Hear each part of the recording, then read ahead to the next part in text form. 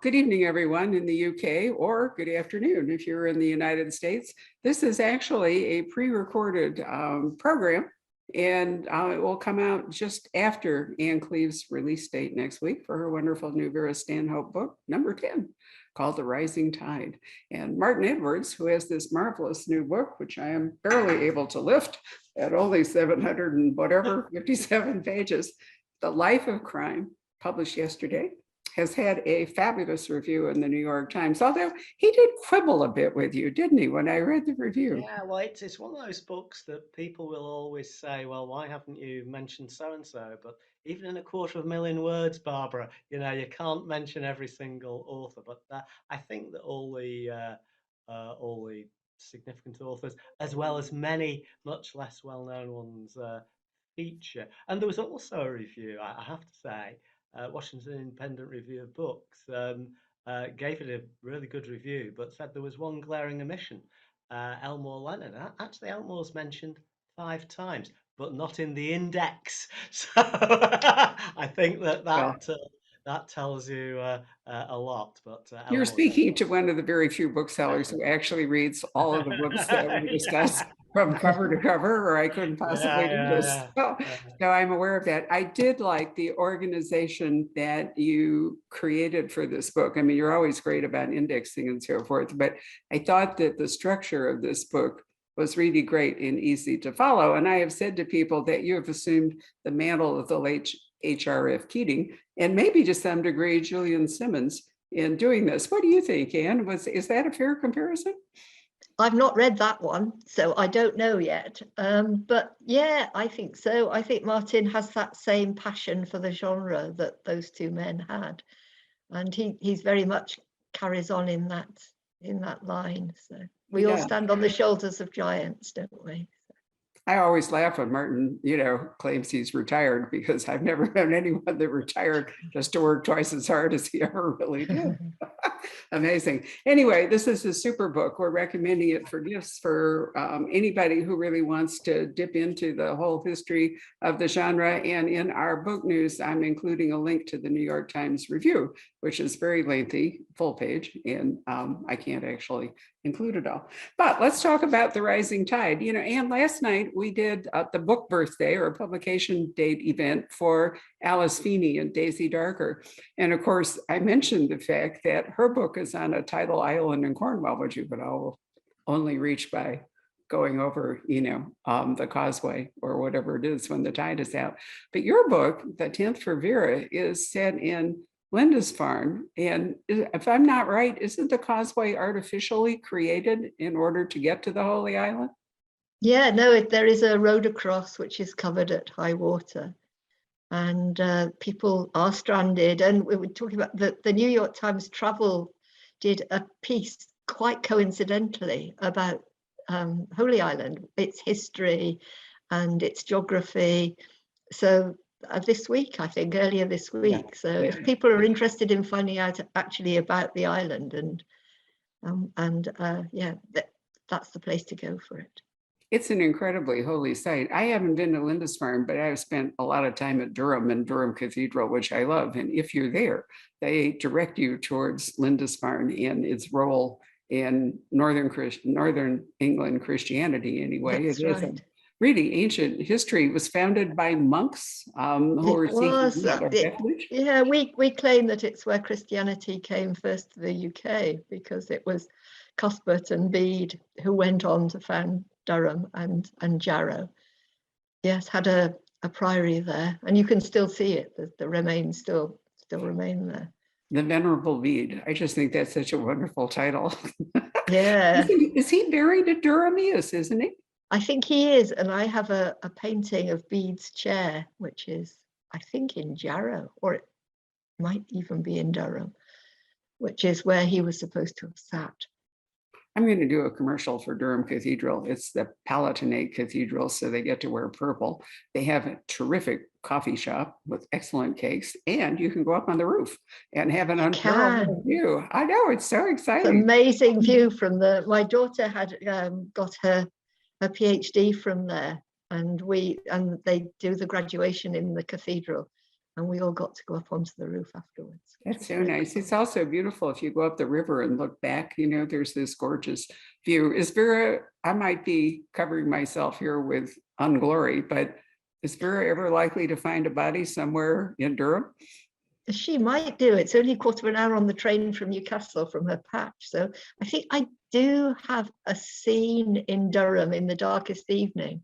Somebody goes down to question one of the university lecturers there. So, well, since yeah. we have a record number of people who've fallen into the Grand Canyon this year, for which I think we can blame TikTok because they do these stupid things on the trail. A man fell in, I think, on Monday.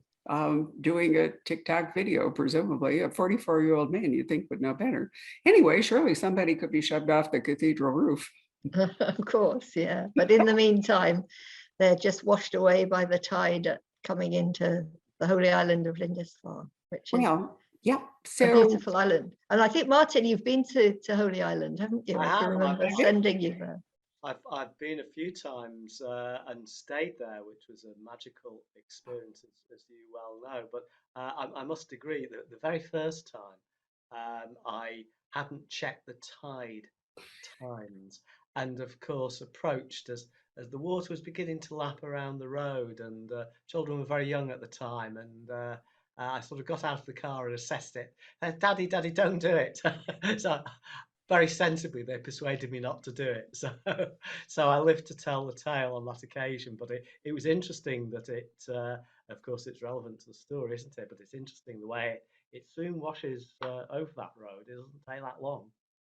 So it was wonderful to see Vera in a new location. And I enjoyed, if any of you watched the TV, I assume most of you actually probably watched the TV, Vera, with the marvelous Brenda. But in the book, Vera well, she's broader in the butt for one thing, because you mentioned that 2 or 3 times. Brenda seems to me to be a slightly slimmer and maybe not quite so abrasive version of Vera. Do you think that's yeah, I think that's true. I think Brenda is always going to be elegant, however she dresses, and I found it hilarious. I was coming through Heathrow because I've just done a tour of Australia, and in the Prada shop there are Vera hats, very, very expensive Vera hats in the Prada shop window, which I just thought was hilarious. Well, it really is hilarious because nobody could say they were chapeaus of elegance at all. So funny. So, I love Shetland, and I admired you when we talked, maybe it was 2 Zooms ago, about the TV carrying on, but you had said all you wanted to say about Jimmy and Shetland, and so you were going to leave them to it. Vera, this is book number 10, and there was, I think, a couple of Vera, maybe very short episodes released this year. So what do you see the tracking? Are they going to carry on with Vera, whether you're reading them or not? They are. I'm meeting Brenda tomorrow, actually. She's we're doing a big theatre event here in Whitley Bay called Viva Vera. So we've got a sold out event, and then we're going on to the launch party after that. But she's up here because they have just finished filming a new series, and then there is talk, I think, of another series because they've optioned The Rising Tide. So The Darkest Evening, the most recent of the Vera books before this one, has been adapted in the series that they're filming now. I really hope they do The Rising Tide, because with drone technology, the views that they can now do on television. I mean, it's one of the great things about Shetland, I think, is, the views that they can take now using drone cameras. Yeah, that's right. And we did a little promo video for The Rising Tide, which is available on Twitter. And the filmmaker used a drone for that. And there are some beautiful shots of the island and that magic fairy tale castle right at the hill at the end of it. So were you attracted? There's a real vogue for Agatha Christie at the moment, and particularly And Then There Were None, which I think in part might be pandemic engendered, but maybe not. Maybe it's just it's my least favorite book ever. I hate that book. Really dislike that book. It's so cold, and it's all about revenge, and revenge is a horrible emotion, I think. But so I know Martin will disagree. No, I want to consult Martin here because I want to know, Martin, there's a constant confusion between locked room mysteries and country house sort of closed circle mysteries. And what do you see? And then, I mean, we're going to come back to the structure of Vera. What do you see? And then there were none as. Well, it's a closed circle mystery. It's not a locked room mystery, Right. as I understand that term. And just to develop that a little bit, for me, a locked room mystery is a crime story where whether or not there is an actual locked room, there is an element of apparent impossibility in the crime, whether it's because the killer couldn't have got in or out, or because the weapon has disappeared and couldn't have got in or out. You can have it in that kind of mystery in a variety of settings. You know, it might be a beach hut surrounded by sand where there are no footprints, or a summer house in a garden in the middle of winter where there are no footprints in the snow. But one way or another, I think with a locked room mystery properly understood, there has to be some element of the apparently miraculous, the impossible, the paradox, the sort of thing that really appealed to G.K. Chesterton, who's a great exponent of paradox. And there are many locked room mysteries in the Father Brown canon. A closed circle mystery to me is different. I think in publisher speak in recent years, there's been a tendency to call anything a locked room mystery just because it's a trendy phrase, and yeah, sometimes I wonder why people do it, because it doesn't make a lot of sense. But a closed circle mystery, which is much more typical of Agatha Christie than the Right. locked room mystery. She only wrote a few impossible crime stories. Closed circle mystery, she wrote an awful lot, and this is where you have a readily identifiable group of suspects, either because they're on an island or in some other community. It might be as in The Darkest Evening. I think that's a good example of a closed circle type mystery. But there is a limit to the number of suspects.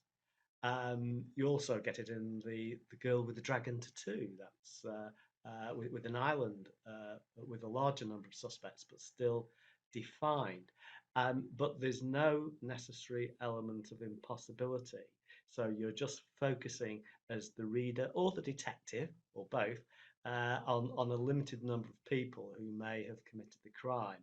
Whereas with the locked room or impossible crime mystery, you're trying to solve the miracle, make sense of the miracle as Right. well as. So it's really about the how of it in a locked room mystery, Yeah. whereas in a closed circle mystery, it's more traditional, Yeah. who did it and what the motive is. So Anne, you really embraced the closed circle one with this one, not the impossible one. Yeah, absolutely. And I do like that. I like to get to know all the characters and all the suspects in some detail. So that works for me.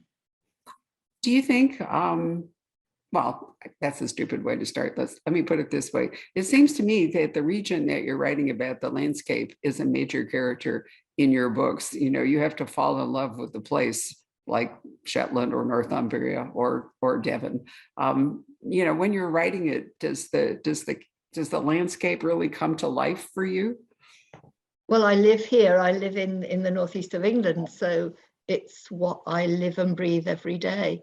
But I think that people grow out of the landscape. So it's not just, I don't know, like a bit of wallpaper while there's an interesting conversation going on inside the room. It's about a reaction. Individuals are who they are because of the places where they live and the communities that they bump into every day.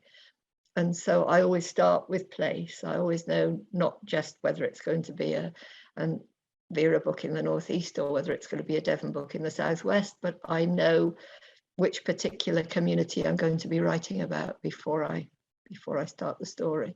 So a story like The Darkest Evening set in rural North Northumberland, which is almost feudal still, with the country landowner, is going to be very different from a book set in a former mining village in southeast Northumberland, which is probably a pocket of extreme deprivation.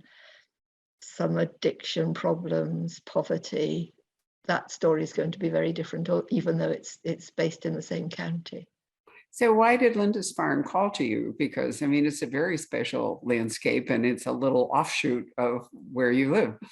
Yeah, I think actually it wasn't going to be on the island to start with. I had an idea for another, a house somewhere up in the hills. But then it occurred to me, because one of the characters is a priest, and Holy Island does have this history of pilgrimage, that might work very well and would be an interesting background for people who didn't know the region well. They might find that the whole history of it, and there is, I suppose, an air of spirituality about the place that worked well with the theme of the book, which is about friendship, intense friendship.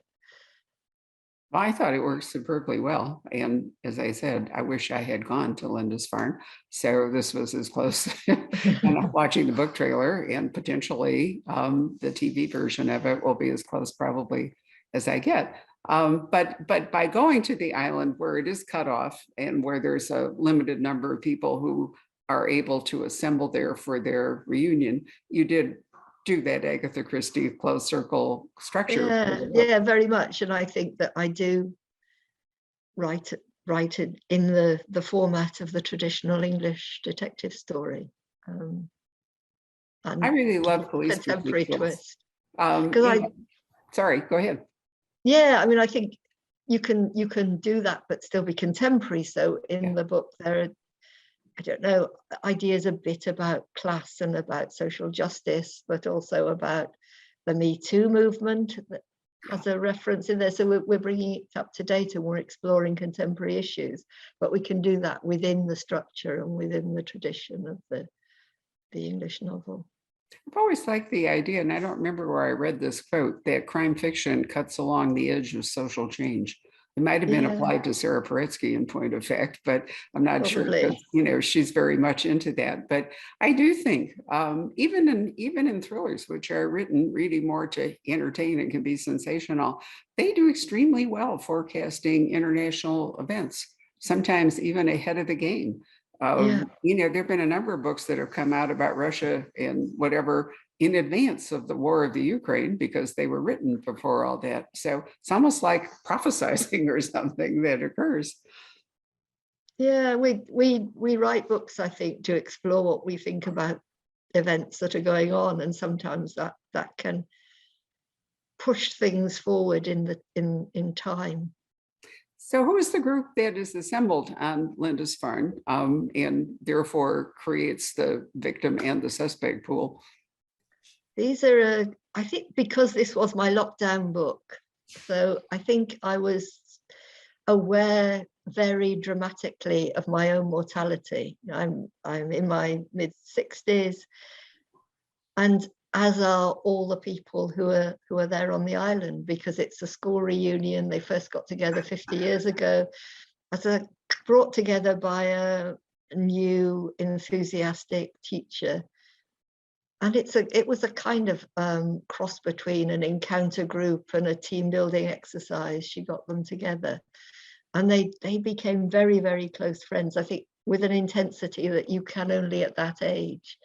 And that friendship has been sustained over 50 years. They meet every 5 years in the same place in the same house. At the first reunion, a young woman was swept to her death on the causeway. And so they come together to celebrate the friendship, but also to remember the woman who died. Even though I had this conversation with Alice Feeney last night, even though maybe this is a group almost like family or in a family, it's really surprising how secrets can be kept, even when you think that there's no way that would be true. You'd think they'd have common memories. You'd think they'd communicate somehow or other. There are gaps that in fact can lead to the kind of result that happens. So as you are writing a murder mystery, inevitably somebody dies in the present, right? Yeah, of course. And I think we do have gaps in memory. Going back, I do have a very close group of friends that I met when I was at school. And still very close to them. But when we remember things that happened, we do remember them slightly differently, and there are definitely gaps.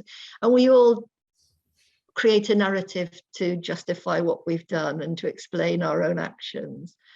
And I think that's very much what's been going on with the characters of these books. They can't live with the reality, so they've created minor fictions to make themselves feel better about themselves.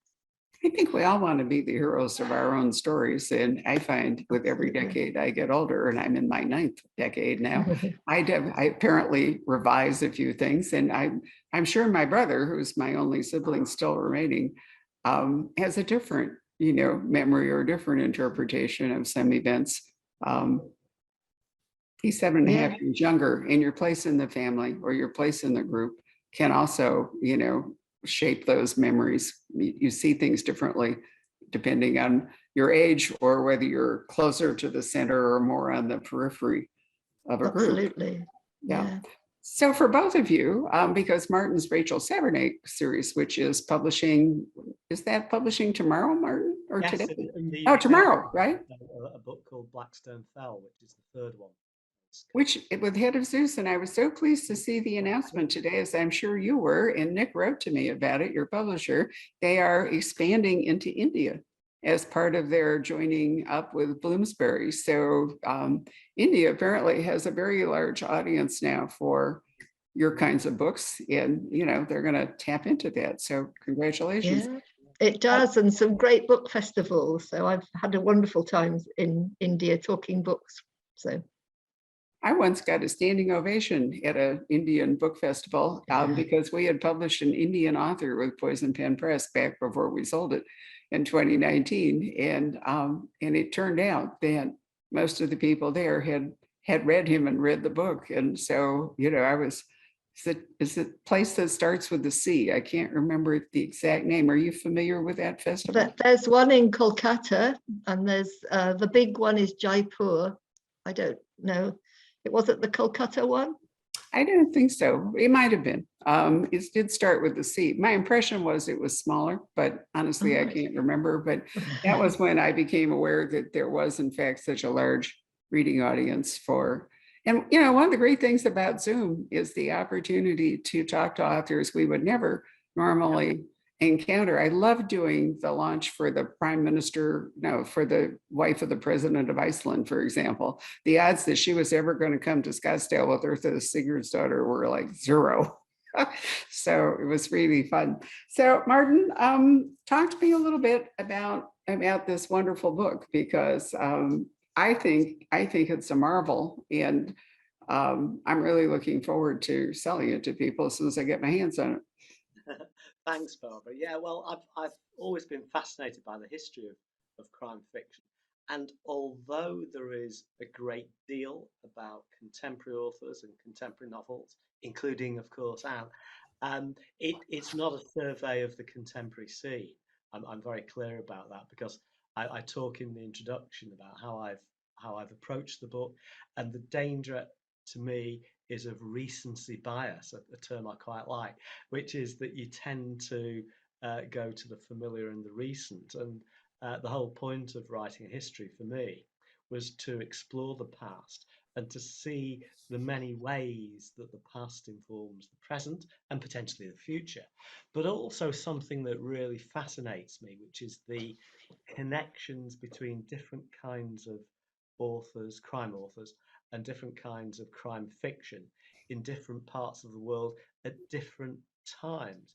And this is something I'm a very strong believer in. I think Anne is too, that these connections that unite us are much more important than the divisions. I think that, there's an awful lot of talk about division, and there is an awful lot of division around. But I think that in the crime fiction world, just because I like Dashiell Hammett, or just because I like Michael Connolly, it doesn't mean that I can't like Wilkie Collins, and it doesn't mean I can't like Agatha Christie.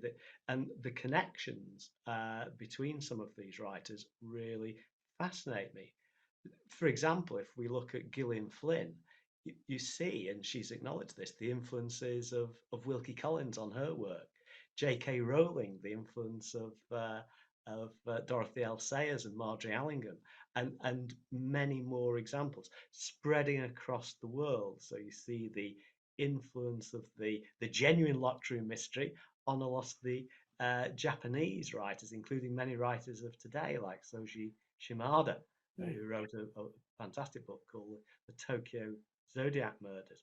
So the idea of the life of crime, it's partly a life in the sense of a biography of a genre, but each chapter starts with a vignette about the life of a particular author, and there are 50 odd chapters. And that sketch, that incident from their life, leads into a wider discussion about particular types of writing that are connected with that writer, including some of the unexpected connections that appeal to me. And also going on in the book, there are very, very extensive endnotes at the end of each chapter. Because, of course, crime fiction's a very, very big subject. So you can't possibly, however careful you are with the structure, and you were kind about the structure earlier, Barbara, and I'm very grateful for that. But you just can't fit everything into a straightforward narrative. You can't. So, It's easy. You've made it easy to follow your logic. To me, the best value for something like this, aside from the things she said, is that it's really interesting to see modern authors like and so forth. But if you don't know what the traditional structure is, you can't appreciate. yeah. Sorry, my internet connection went unstable there for a minute. There we go. If you don't know the traditional structure, you can't appreciate the modern riffs on it or the modern interpretations of it. And so I like the idea that. Sorry? I think that's very true, Barbara. And I think that we can and we do enjoy the contemporary in all aspects of life, not just fiction, not just crime fiction. But if we understand where it came from, the past, whatever political subject or anything else that we're talking about, we may get a deeper and richer appreciation of the present and a better understanding of it as well. And that really is an underlying theme of the life of crime, trying to encourage people to discover books and authors they may have not considered before, or thought that it's not for me, so it's very different from what I normally like, and trying to show that those links, those connections are really there under the surface, and that you can enjoy things that you might have thought were simply unattractive or not your kind of thing. Well, I do think it's a wonderful companion to the British Library Crime Classics, of which Martin is the editor and frequent anthologizer. There's also a Library of Congress Crime Classic series and an American Mystery Classic series. So, there's a lot of books that have not been available coming back into print. But, crime fiction has a structure, most of it does anyway, sort of a well-honed structure. And I don't think that a new reader can really appreciate. I think it brings authors, sometimes new authors are more comfortable writing crime fiction because to some degree there's a blueprint for how to structure their story. But again, I think it's an extra layer of fun for readers if they can read a book and they can say, oh, look, here is the new version of, or look how cleverly they've taken this older structure and done something with it. And is that, you forge your own path, but have you enjoyed riffing on some of the traditional Golden Age structures? Absolutely. When I started writing, I thought I was going to write a great literary novel about social justice, and I think I'm quite good at creating characters. So I created, I think, an interesting group of characters, but I'm no good at plotting at all. I didn't know what I was going. Something had to happen. They couldn't just sit in a room and have a conversation. And it wasn't until one of them died, when I thought that I could, that the whole idea of writing became a reality for me. That when I realized that I could have this format of traditional detective fiction, which I loved reading since I was a small child, that I really took off with the writing. So I needed that structure that other people had devised years before.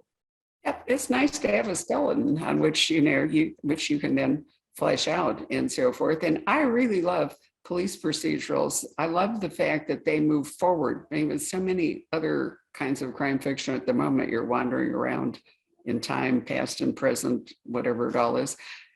Although a good police procedural almost always has an older crime. I mean, it almost always has something that's happened in the past that sparks off whatever is happening in the present. So even if you're not really a cold case team, which is a very popular thing at the moment, most of the time, it seems to me, in a police procedural, you really are solving a cold case as well as a current case. But I like the momentum of moving, forward towards a logical conclusion.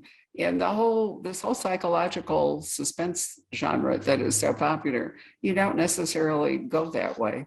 And you have to be pretty nimble as a reader, I think, sometimes to keep up with the structure of the story. So it's just how my mind works. Maybe it's just because I'm old. No, I think that's true. But I think that if you're writing classic crime, whether it's police procedural or whether you have an amateur sleuth, or you still need to understand that the psychology is still important and why people do things is still important. And we need that kind of nuance and that sort of sophisticated thinking about character to make the contemporary audience appreciate it. I think, Martin, your Rachel Savernick books, although they are set in the 1930s, they basically are the same kind of structure, right? Well, I try to juggle the structure to some extent in each book, so I change the approach a little bit with each book. But I think what you say about psychological insight is very important, and those are different levels of this. And I can think of Agatha Christie novels that I think work really well because the psychology is strong. And I can think of Agatha Christie novels, and Appointment with Death will be one example where for me it doesn't work because the motivation doesn't ring true within the context of that particular story, even if, as I am, you're a huge Agatha Christie fan. So I think that whatever type of story you're writing, and however shallow or deep the psychological exploration of the characters may be, and it can vary enormously, of course.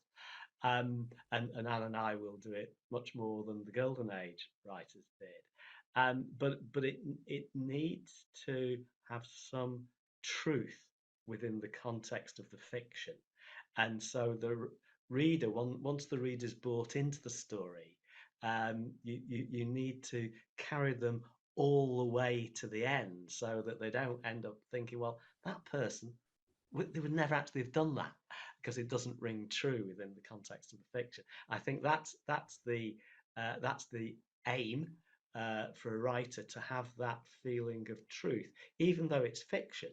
It is within its own limitations. It is something that, and Rachel Savnake's stories are melodramatic and over the top in some respects, but I do aim, and I'm writing the climax of book 4 right at the moment, so it's very much in my mind today, that I do aim to have that psychological truth in there, despite all the I think of the Rachel Savernak's as Gothic police procedurals. I just can't. I predicted the rise of the Gothic, which is an old, very old form of crime fiction, all the way back to, gosh, the Castle of Otranto with that sort of thing, Frankenstein, whatever. But now that label Gothic, just like the locked room thing, is being slapped on all kinds of books where, I don't think they are necessarily Gothic, but yours clearly are. Before we stop, I wanted to point out that this wonderful book of Martin's, look at the end papers on this. Isn't this gorgeous? It's got all kinds it's got all kinds of covers of books. I'm assuming, Martin, that you made sure that these covers are actually represented and they're not just at random.